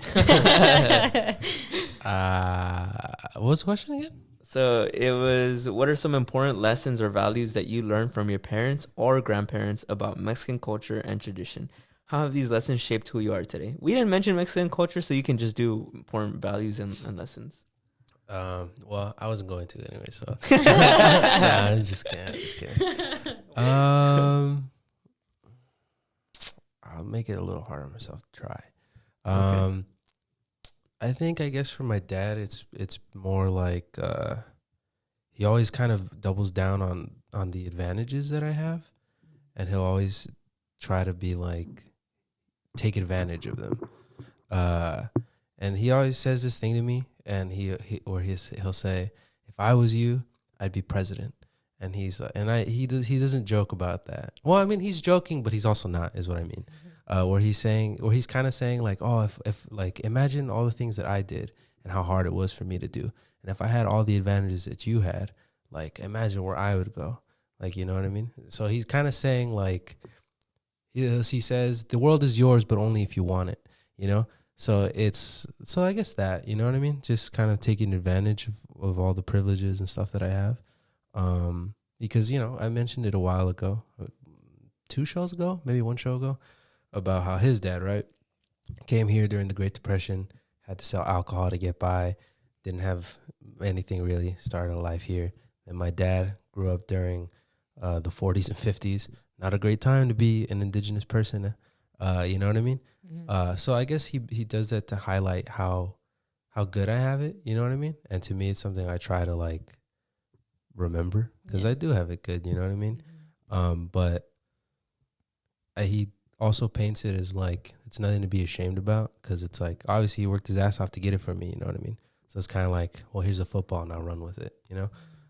So I guess that, but yeah. Oh my God. Well, do you ever feel like pressure for it, or does your dad not put that pressure? Because that feels like it's beautiful, but at the same time, do you ever feel like you're hard on yourself for it? That's a good question. I don't think my dad's ever really put it on me, other than the fact of just take advantage. And that's more, I think, I guess maybe a lot of people would think that the pressure is like, because I tell you about the show sometimes, where it's like, I don't care if the show fails, but I have to fail fantastically. Like I have to know that if this show doesn't work, that I gave it everything. Because I'm really scared of the show failing, sure, but I'm more scared of the show failing and I didn't give it everything. Mm-hmm. Like, because then I know for the rest of my life, I'm going to lay awake at night and be like, fuck, man, like I should have done X, Y, Z. Like I could have, I just fucking didn't. Yeah. Like I could have done that. So I think I apply that like to, I guess, to life a little bit, of where it's like, I'm not so much like, oh, success, you know, obviously I want to succeed, you know what I mean? For me, it's more like, fuck, like it's more the pressure to take advantage, you know what I mean? That I'm turning over every stone and making the most out of what's I have, you know what I mean? But yeah. I think that's pretty well said.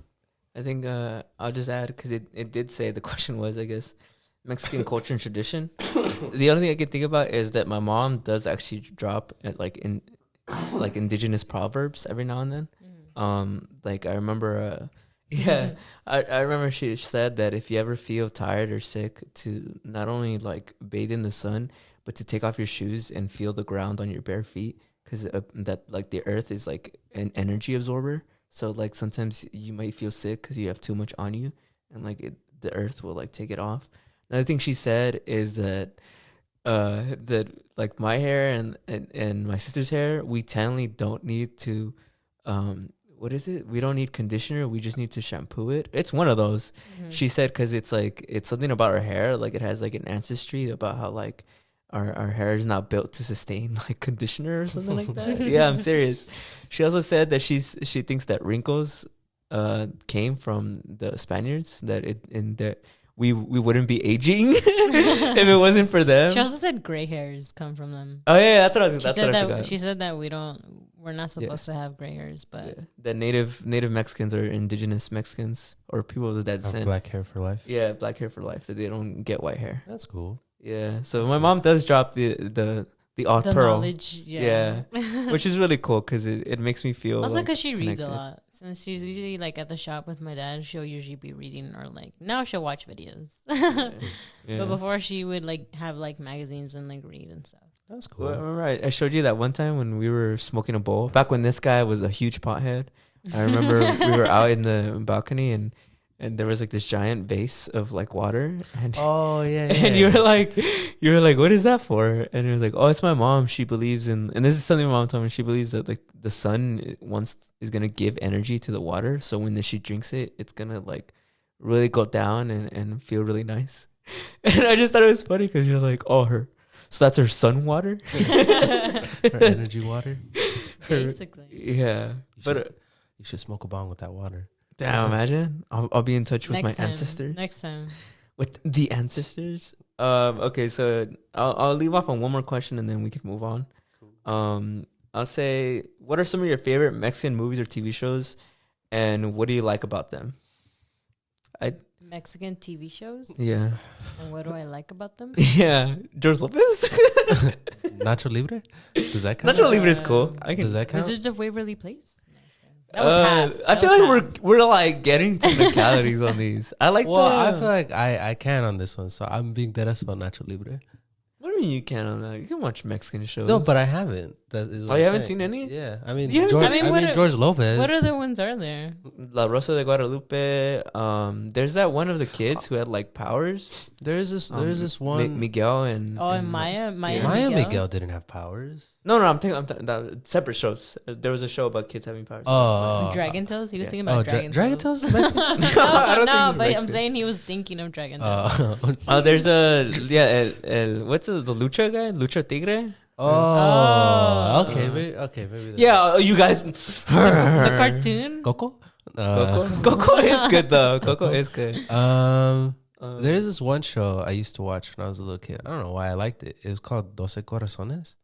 I know Is that that the one, one with the yeah. horoscope? Yeah, I really liked it. I remember I'd watch it with my aunt, and we'd be like, "Who do you think?" I'm like, I don't know. You know? So I guess that I one. remember my older brother used to. I never watched it, but my older brother did. Yeah. And I was always like, why are you so into that show? I don't get it. There's something addicting about it. I can't believe- Is it the host? Yeah, I don't know. I just remember as a little kid, after when we went to school, elementary school, I remember being like, "Oh fuck, is Doce Corazones on? I want to watch that shit." But no, I like that one. So I'm telling you, I had a favor'd show that was completely in Spanish. I don't remember what it's called. I feel like you would know, but I can't even find a way to describe it. I just remember Bible Man, it was. What'd you say? Bible Man. No, not Bible Man. Throwback, but no, not Bible. Not Bible But Man. it was in Spanish. It was a cartoon. It was no, it wasn't a cartoon. It was like a live action, like I guess sitcom, but it wasn't really funny. It was. I'm serious. So the plot revolved around these kids who. Oh, are you talking about Alegrías y Rebujos? I think so. The I one think with the little so. kids and like the witches. And Yeah, all that? yeah. What's that one about? Bro, that one's about like I just remember it was about like the classmates and they have to fight like an evil witch or something. Yeah, right? it's just about kids and like how there's like magic and like witches and like and basically there's just an evil witch who like hates them and it's all like that Wizards stuff. of Waverly Place, but it was actually like shot in Spanish. Bro, I love that show. Yeah, I'm dead ass. That I show remember was great. I was addicted to that show. I literally remember I was watching like the finale and I think it ended on a cliffhanger and then I just never like saw the rest of the show. I don't know if it got canceled or I just missed out.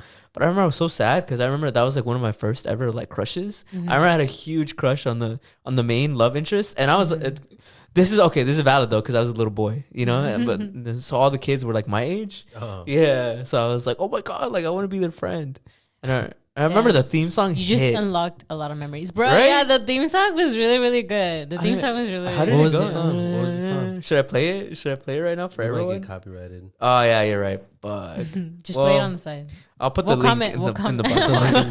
bottom. Somebody will comment. Yeah, on comment. Yeah, but Oh, the theme song goes but it hard. was good. It's cute because it's mostly the kids like singing and all that stuff. Mhm. And then they're doing, like, dances. Yeah. That legit reminded me of another show. It was called Ami de la Mochila Azul or something like that. And like they were all like basically to me they were all like iconic kids, like because now they grew up and like she came out on what's that one on Netflix? the one about the school, Elite or Elite or whatever it's called. Like one of the girl who played Ami, she now came out in that show, and like they were like icons to me. Like her, the main like couple or the kids from Alegrías y Rebujos. Like when I eventually saw them in other shows, I was like, OMG, like that's them. Like now they're all grown up and stuff. So like I also had a crush on the main dude, the main guy, like the kid. Again, at the time we were all kids. Yeah, at the time it was appropriate. Yeah, at the time it was appropriate. Yeah. But yeah, I remember those. My favorite one, damn. Because I also saw novelas. So do those count? Yeah. Yeah, of course. Why wouldn't they count? Well, I used to watch like what's it called? Al Diablo con los Guapos. That one was really, really good. This isn't a novela. They made an English version, Ugly Betty. Oh yeah, yeah. Oh, La Fea Más Bella. La La Fea Más Bella. Yeah, there we go. Yeah, that one was also entertaining. That one was also really good. La Fea Más Bella was good. There's another one.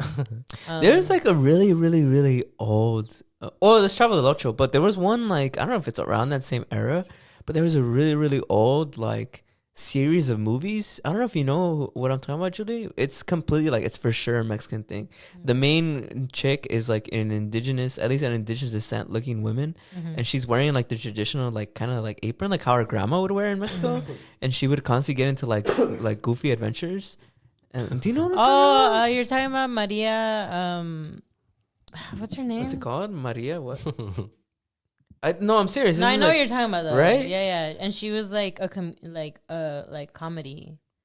Yeah, because back when in the little pueblito, I remember me and my cousins they were like obsessed with her, and they would watch these movies on the smallest. They used to have VHS and everything. Because like back La India Maria. I think is that what it's called? Yeah. Let me see. I gotta look it up just to make sure.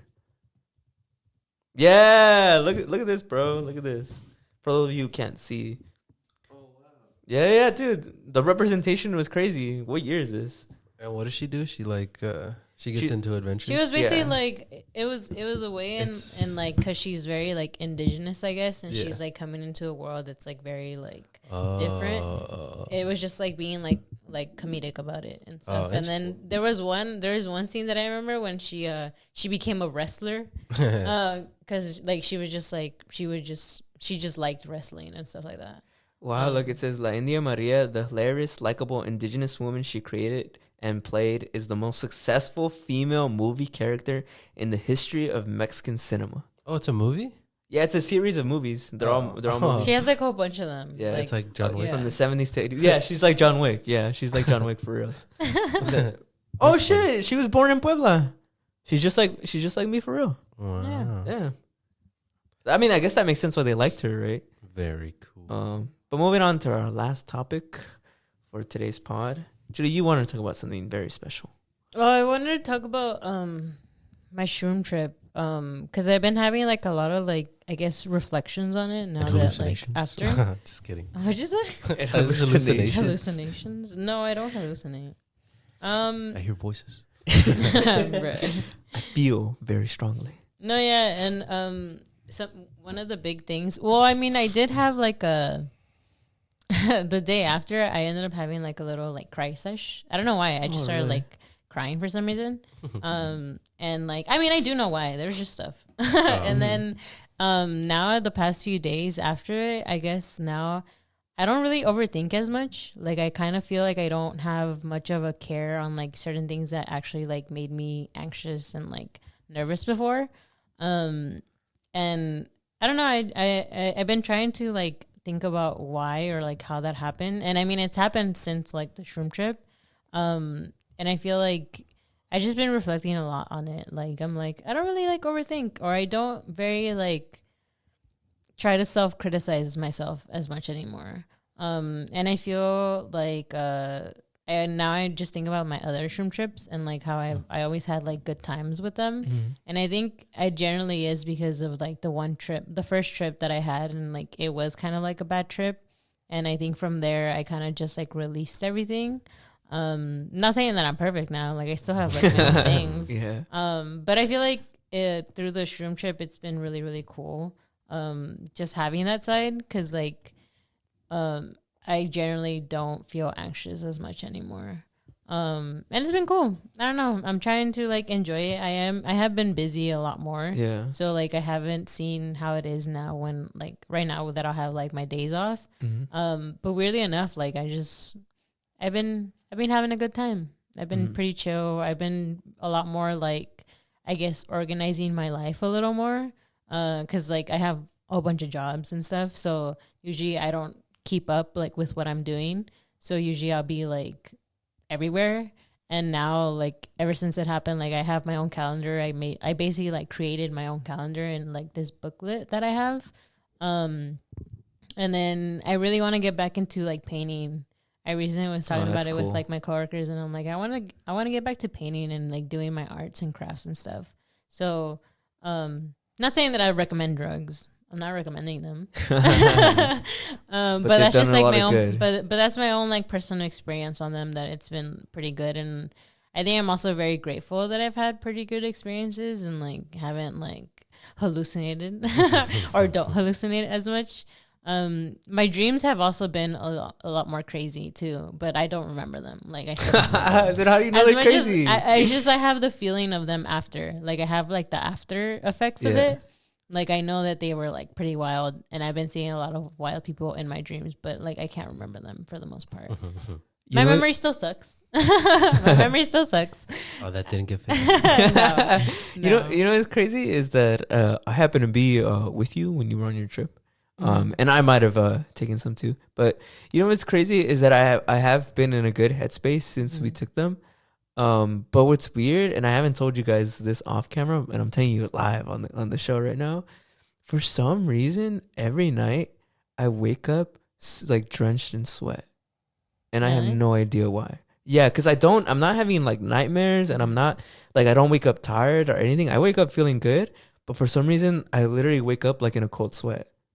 And like I'm just like completely like drenched, and I have no idea what that's about, because I don't feel anxious and I don't feel nervous. I don't have weird dreams. I remember my dreams. I always talk about I have good dreams. Yeah. I have good dreams, but I wake up like my body's like freaking the fuck out. Isn't that weird? You should ask your mom.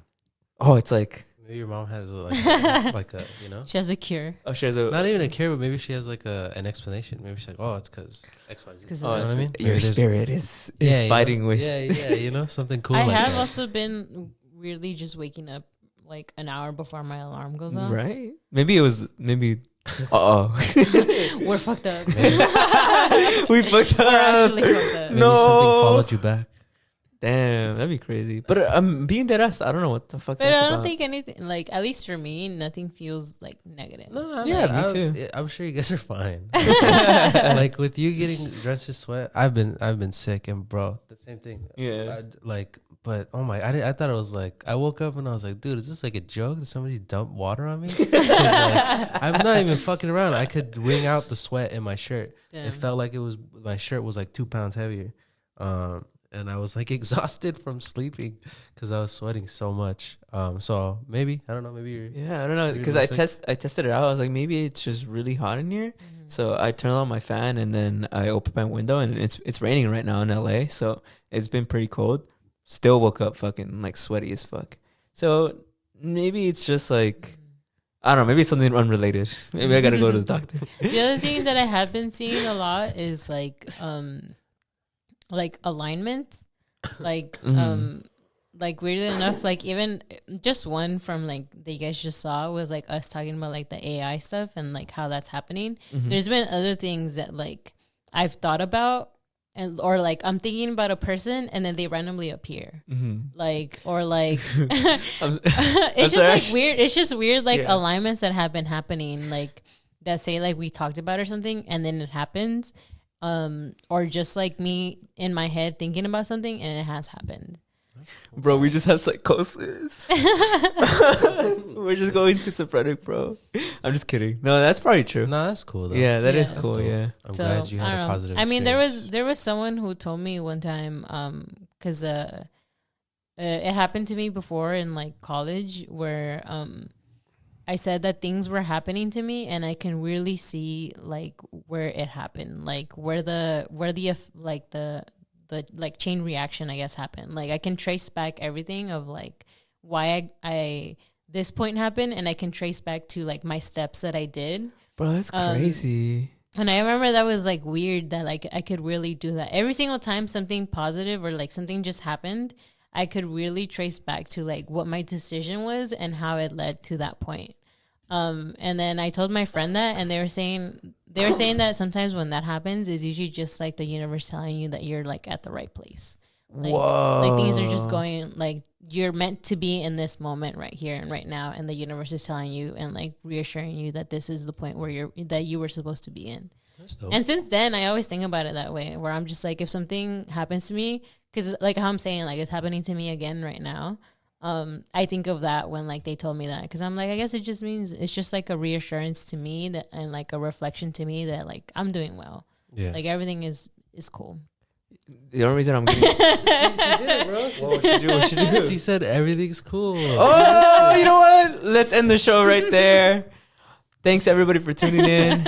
We're scheduled to have a guest next week. Hopefully everything goes right and we do have that guest. Happy Cinco de Mayo. Yeah. Well, I mean, you guys won't see it by then, but and I don't know. Some people don't fuck with Cinco de Mayo, so I didn't know that. Yeah, well, I guess but it's okay. It's okay. We'll talk about it next week. It's all about intent and it's all about love, and that's all we like to spread here. Because at the end of the day, everything's cool. Celebrate us, but.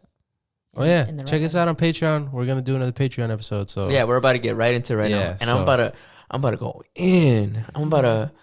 We're not lying. We're genuinely not lying. Yeah, we are. For those of you who are interested, this week we're going to talk about our drunk and high stories. And if you're interested in that, the gloves are coming off, so you might want to tune in to what's coming next. All right. Well, we'll see you guys next week. Bye. See ya. Bye.